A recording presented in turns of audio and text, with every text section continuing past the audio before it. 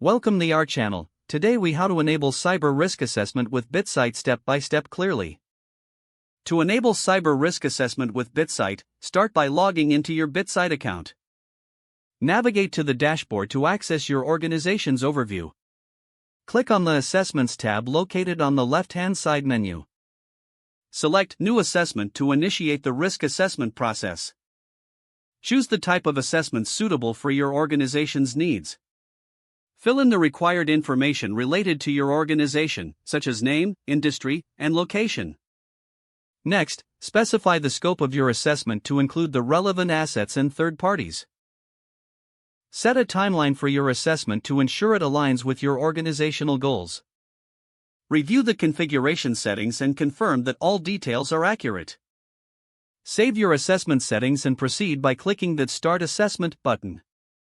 Once initiated, BitSight will begin collecting data relevant to your assessment criteria. Monitor the progress of the assessment through the dashboard for real-time updates. Once the assessment is complete, navigate back to the Assessments tab. Click on your completed assessment to view the detailed findings and analytics. Analyze the insights provided, focusing on areas of higher risk.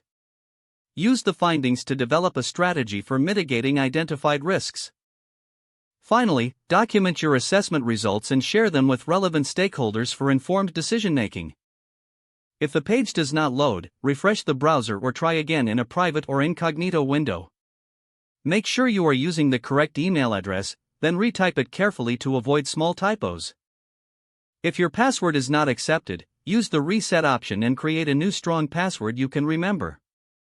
Check your spam folder for verification or security emails, then complete any requested confirmation steps.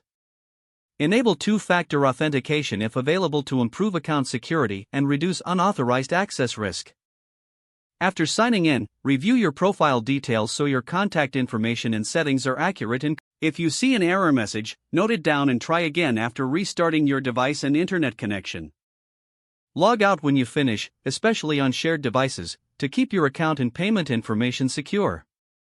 If the page does not load, refresh the browser or try again in a private or incognito window. Make sure you are using the correct email address, then retype it carefully to avoid small typos. If your password is not accepted, use the reset option and create a new strong password you can remember. Don't forget to like this video and subscribe to our channel for more step-by-step tech guides.